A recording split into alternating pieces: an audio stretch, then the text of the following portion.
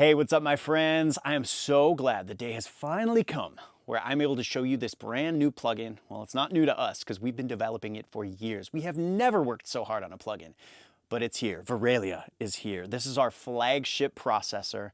We've taken everything that we learned about modeling analog circuits and vacuum tubes from what we did with the Vac Attack and the Unfair Child, and we have put it into this little box.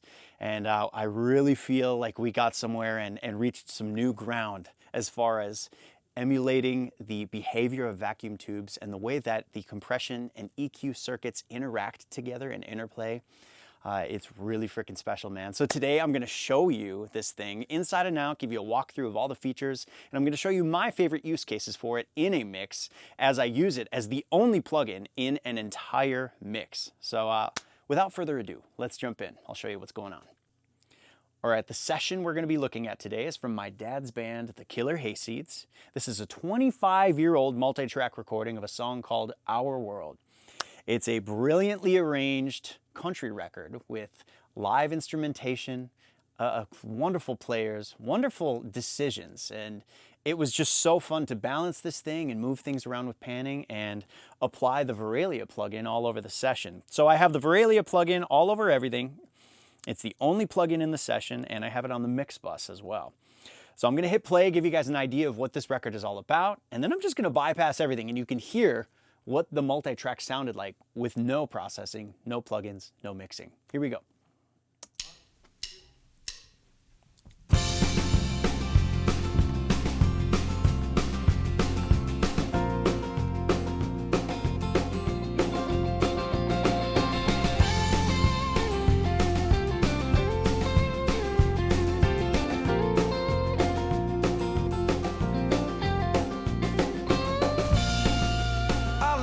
This window on another sunny day,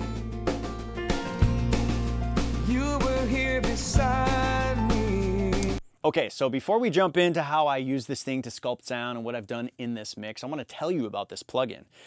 It is based off of two very highly revered, incredible, legendary, almost cult status pieces of tube equipment. A lot of my friends and a lot of my peers have been amassing these things and using these pieces of gear, and I see them and I'm like, oh, what's the deal? And I've tried them out. I've pulled these Crimson boxes into my studio and I've tweaked with them a whole bunch, and they're incredibly polished and very, very beautiful sounding, and it's really special, but they're almost a little too conservative.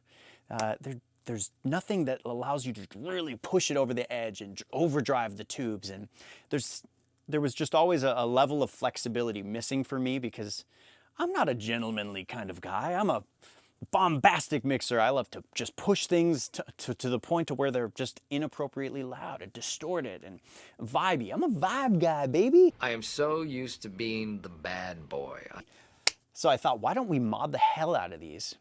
Model it, put it into a plugin, and offer just something, a different take on it, right? So looking at the unit, we have two modules, right? Two circuits. We have the EQ here, and we have the compressor below.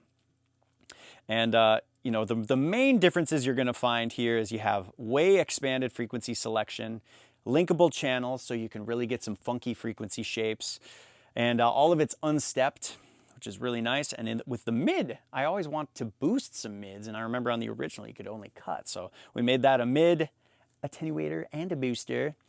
And we have THD on or off, so you can really flex your distortion. And then over here, THD 0 to 100%, and then 100% to 200%. And that is the magic of this plugin, is dialing your stuff in and then really driving those vacuum tubes and just getting it to just light up, getting it ushy, mushy, gushy, baby. Gushy.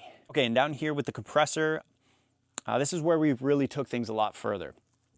We have a threshold, and it's nice because you can gain link. So as you dial it in, you're not experiencing a change in level, which is really helpful.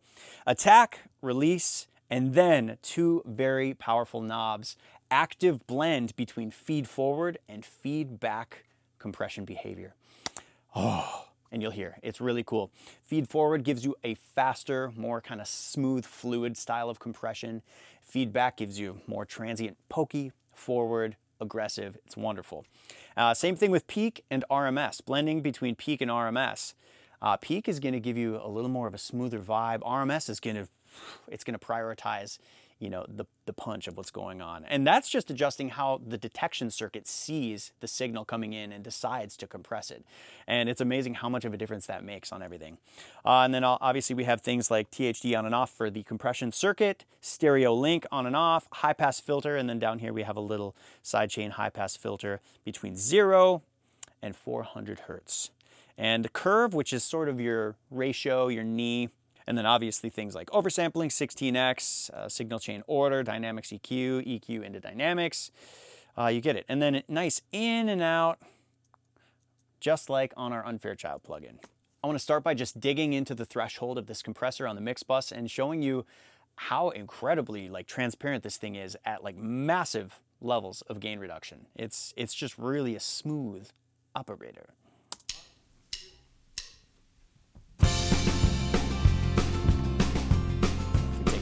No compression, more transient.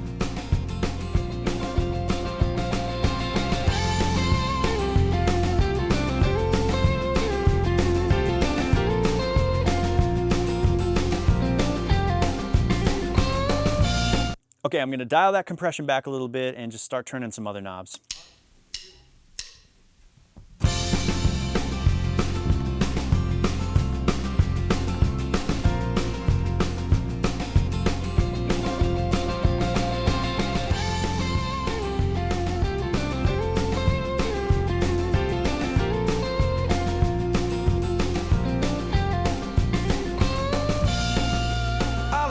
This window on another sunny day. You were here beside me. And as always with mixing, we're just making art here. You know, it's subjective and it's completely opinion based, right? So you might think, man, that mix sounds way better without compression. I like the transient attack of the snare. I like that snare coming forward. Wonderful. Get down with your bad self. I feel on this song that it just enters a state of kind of fast washiness if we're able to just let things kind of pump back. If we're able to push this mix back a little bit and have it less of a drum sticky sound and more of like brushes. Just get that snare to push back, let the vocal kind of live up front. It's kind of a fast style of compression for this that I feel just works really musically because I want this vocal to tell the story. This song is a storytelling song. It's just a wholesome family tale. Let's jump into the verse. Let's jump right into the vocal on verse 1. I looked out this window on another sunny day. Now, if we really push into it with compression. You were here beside me. You asked me if I loved you. I said I It just can't pulls it up help so away. We close. went running through the pouring rain. Two hearts raced down lovers lane. Our world fell in love. So the thing about this vocal, it sounds like it's like a U87 or something. It has kind of that maybe 400, 500 like thing going on. I'll show you what I mean. Here. I looked out this window on another sunny day. You know, so ordinarily I would want to use like a surgical EQ to make that cut, right? But I'm going to find it here. The cool thing about this mid-frequency boost or attenuation knob is it starts out very broad, up to about 4 dB. So, you know, if you're trying to just boost and get some flavor, it's going to be a nice wide bell. But then as you really dig into it, both boosting or cutting, the filter becomes really, really narrow. So it does get good for hunting around and surgically just kind of finding some of those resonances. I'm going to do that right now. I'm going to try to hone in on this frequency problem area. I looked out this window I think it's around there, yeah. on another sunny day. Nice. You were here beside me. And we can do the same thing down here with our low filter attenuation. We've got that set to about 270. Because the cool thing is we can boost a bunch of low end and we're driving this EQ into the compressor. So we can boost a ton of low end, and it's gonna be really controlled low end, right? But it's gonna bring up some low mids with it just because of the shape of that shelf. So we're gonna use the low filter attenuation to sort of clean up some of that stuff. I looked out this window You know, nice and boomy, but controlled. on another sunny day. So we'll pull this guy up to get rid of some of the boomy lower mids. You were here beside me. You asked me. Let's hear it. Let's back that off a I tiny looked bit. out this window. Here's no EQ. On another sunny day. Here's with the EQ. I looked out this window. All right, and the top end is really the magic of these units. And this is what we worked super, super hard on for so long, to get the filters right and get the way that the filters interact with the tubes and just give this like bright but warm, controlled, saturated but softened transient like behavior in the top end. Check this out. I'm gonna take out the attenuation I had dialed in. I'm gonna take down the boost, and we're gonna dial the top end in from scratch with a loop. You asked me if I loved you. You asked me if I loved you. I said I can't count the ways, and we went running through the pouring rain. Two hearts raced down lovers lane.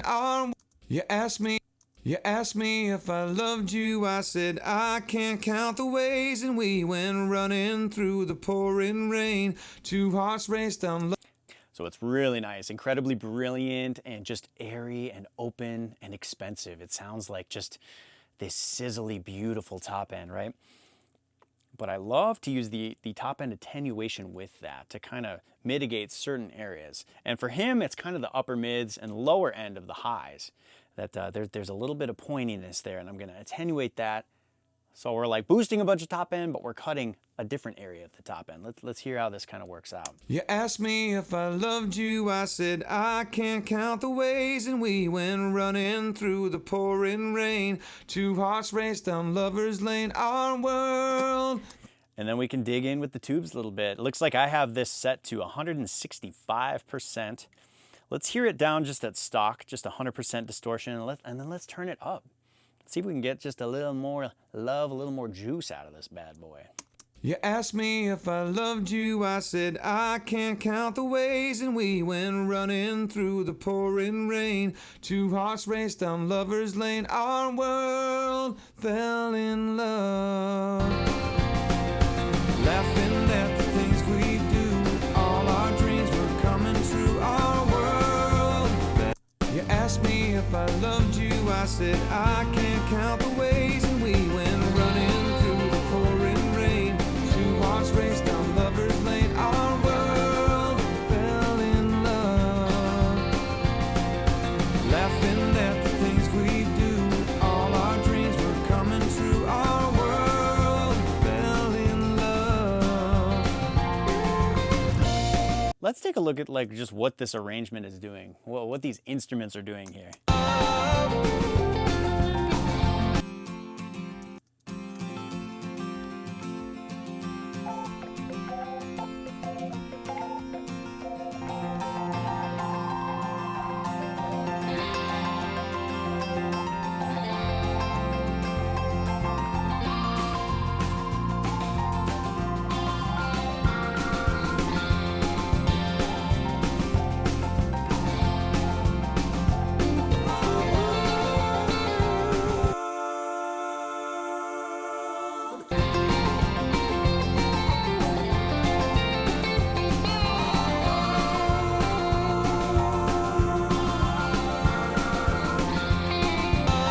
Let's look at these acoustic guitars. Here it is, bypassed. You know, and again, this is one of those delicious compressors where you can just pile drive this thing. And I'm going like all the way to the left with all these knobs because I just want this to have a very, very fast, very controlled, very parked into place acoustic guitar sound, right? You know, pretty dynamic, pretty jumpy when you listen to it not compressed.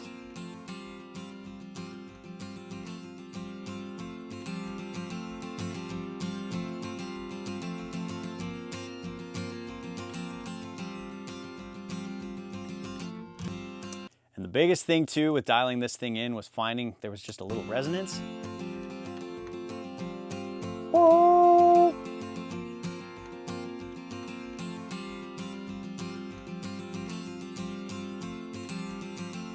then boosting some air, but also attenuating, bringing in the air, but then attenuating out the scrapiness.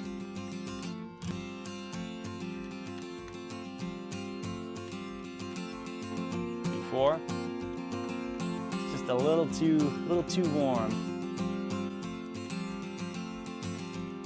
You know, and you might be thinking like, well, what is it like in the mix? What's going on? So like, let's hear these guitars in the mix. Virelia's on. Bypass.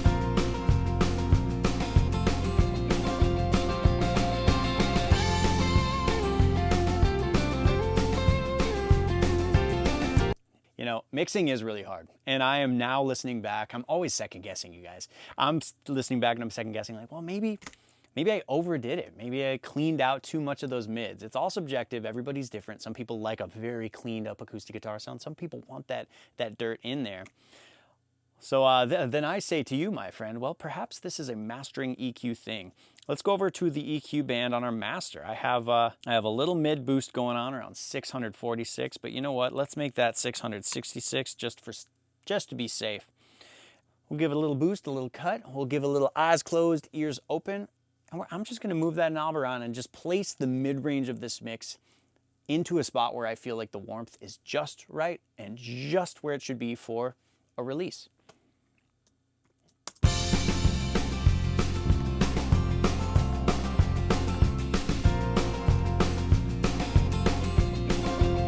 It's magic, man. It's like a little warmth knob. You know, too cold, too cold. And that's nice. I love like 4 dB added in there.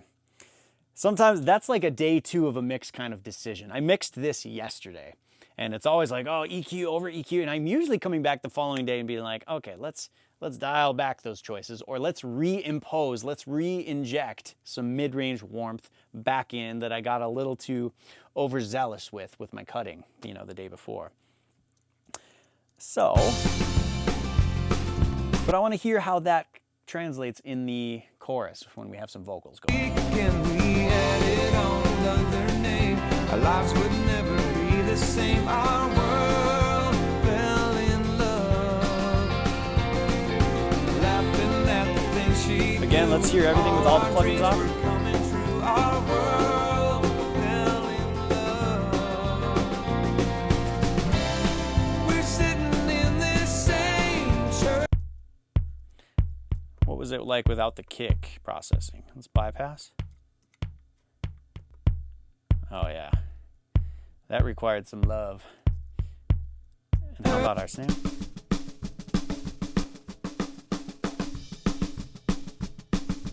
Nice. But the overheads are undoubtedly the sound of the drums on this recording. And that's kind of how I like to do it when I'm engineering sessions too. I think the overhead gives you just this all-encompassing just image, or just a snapshot of the sound of the drum kit. And I usually love to start with that, get a vibe, make it like the full picture of the drums, and then reinforce the transient and the impact from all the close mics, right? So we'll start with just the overheads. Because if it's just overheads and the mix,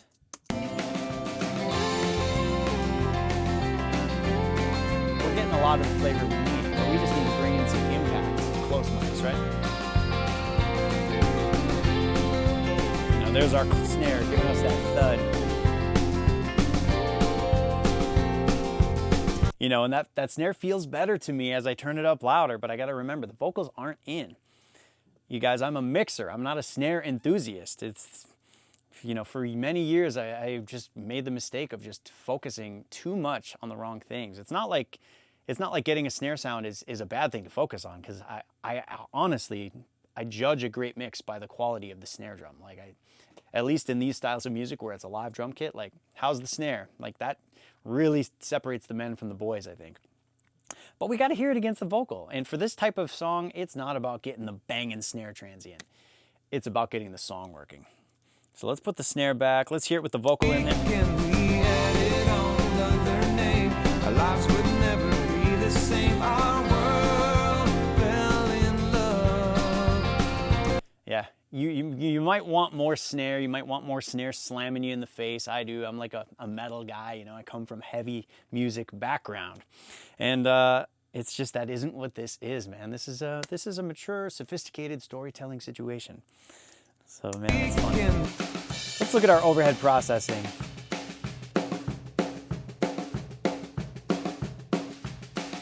You know, that's another one where I got a little overzealous possibly with that, taking out that resonance right here, this one.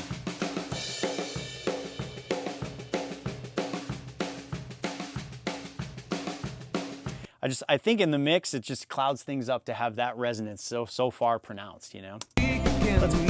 So again, unsolo, let's hit play, let's place that frequency in the mix while just listening and while not looking. I'm gonna close my eyes.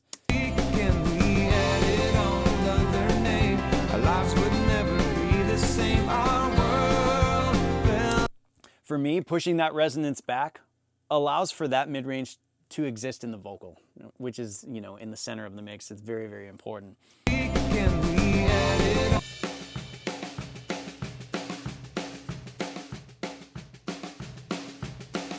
I love the character of this compression.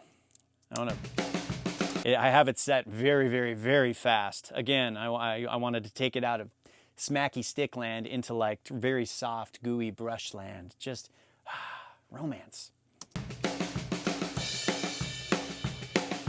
You know, if I wanted more snap out of it, I'd push things that way. And, oh my God, I have the THD at 200. Listen to how the transient comes back, because we're driving into the tubes hard. The tubes are really restraining transients from coming out. But as I turn this down, listen to what's gonna happen. Pop, pop, pop, pop. Wow. Wow, man. All right, I wanna put all this stuff back.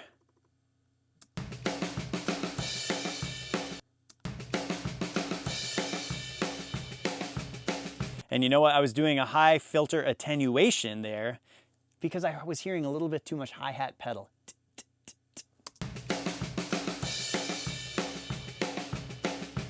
Erased. Gone.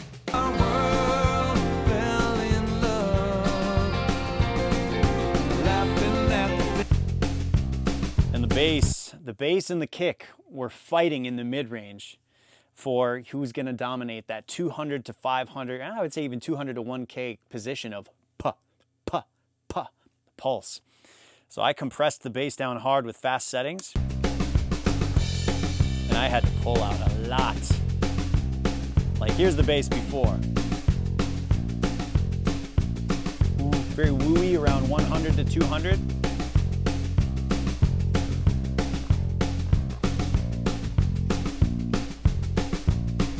Here's without the EQ. With. We have a lot of plugins now that will just ride frequencies across the entire spectrum, and they'll just babysit the level of your resonances from low to up to high. And that's really cool.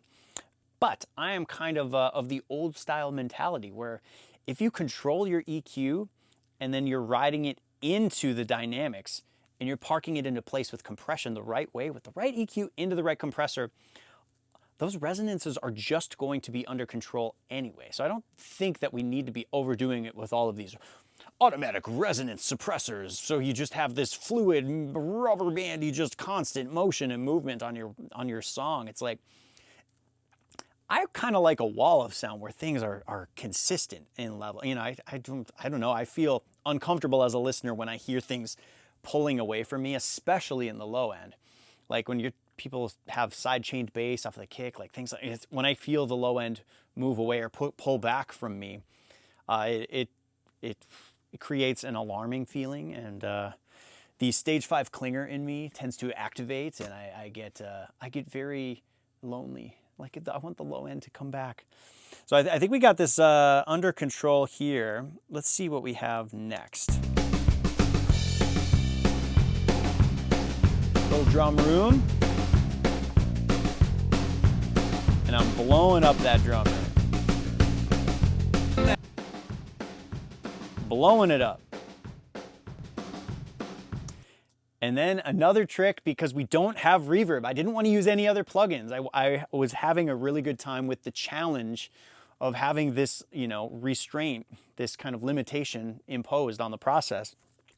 So I thought, well, I want a reverb. So I duplicated the room and I went in and I just nudged it, what, like a quarter note. So now we blend that track in and we get this kind of effect.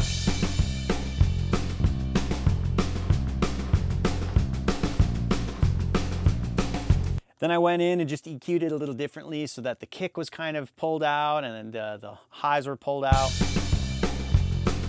You know, if we listen to it.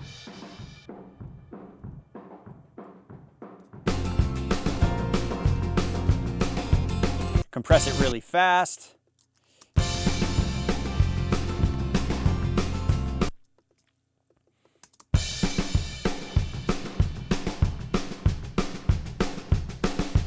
So then I'll place it low enough to where you really can't hear it. Obviously too loud, let's turn it down.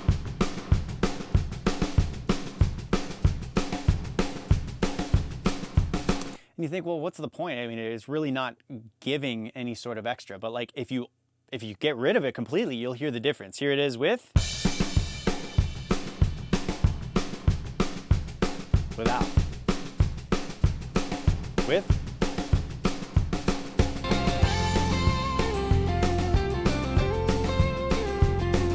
did the same thing with the guitar over here. When we have this guitar that comes in, I just duplicated the track, moved it an eighth note, panned it kind of to the left, and then nudged another one, another eighth note to the right, panned it to the right. Give it a little space. It's kind of fun.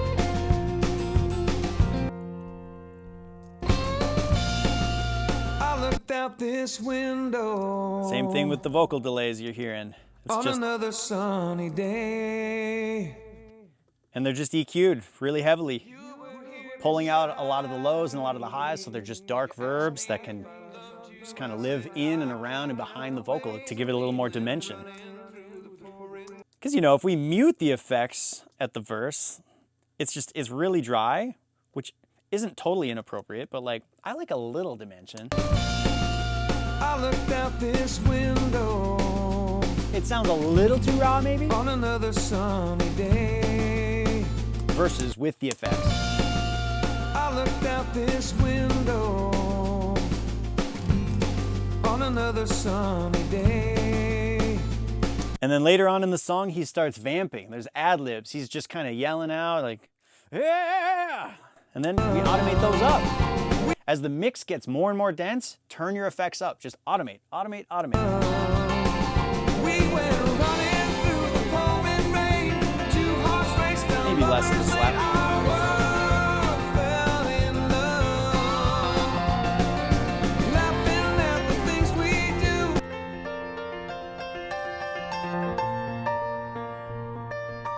Yeah, the piano needed some heavy EQ.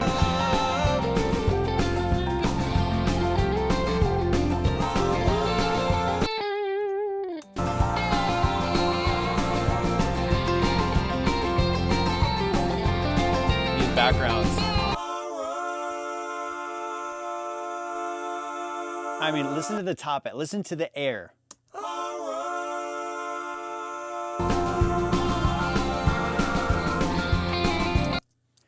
If you guys are sitting here thinking that the hardware would sound any just margin better than this, at least on a perceivable level from the general public, you're absolutely wrong. I have 25 instances of this channel strip loaded into this plugin, which, by the way,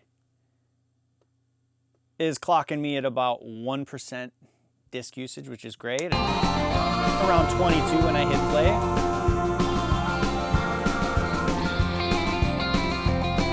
But 25 of this strip, which if we pretend the analog counterpart pair of these units per plugin is about $20,000.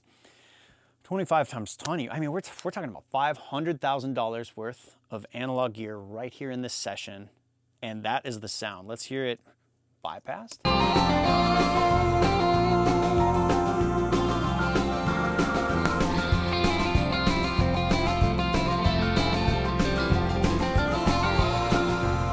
Bypassed.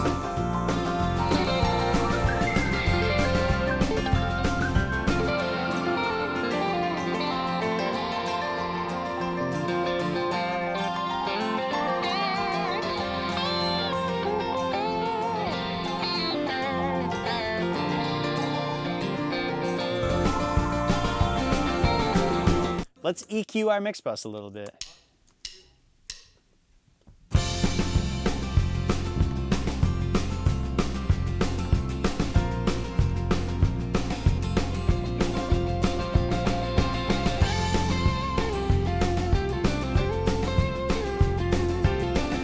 This trick, you guys, of just boosting the top end and then attenuating. You know, we're boosting like 20K to get it sparkly. Like, okay, the sparkle's there. Now let's remove the scrape. And then we attenuate right around where we're...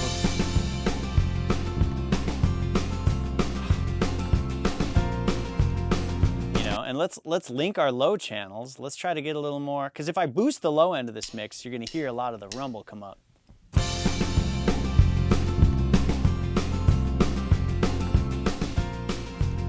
can cut some of that out like that. Let's turn on channel linking now that we have them where we kind of like them.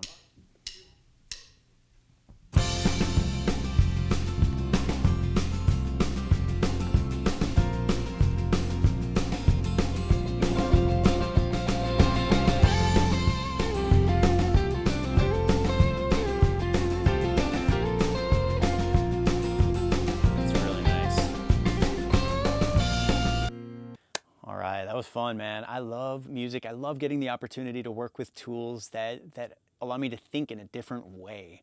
And this is one of those plugins that isn't giving you a flashy analyzer. It's not showing you what the filter curves or the response is doing. You know, aside from the state of the knobs and a gain reduction meter, it really is just up to your perception, and it's up to your ears to tell your freaking brain what you're hearing and whether you like it, and if you want more or if you want less.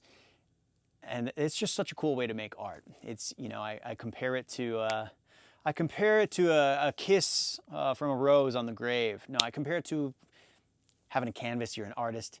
You're just throwing paint on the canvas. More, less, brighter, darker. I mean, that's all art is anyway, right? Yeah, freaking fun, man. Hope you guys enjoy VIRELIA. Check it out. If you have any questions, anything, I'll be doing a Q&A probably in the following week to talk about all the stuff we went through. I'll talk about the plugin. So if you have questions, just drop them in here and we'll freaking get it, man. Cheers, you guys. We'll see you soon. Peace. I looked at this window.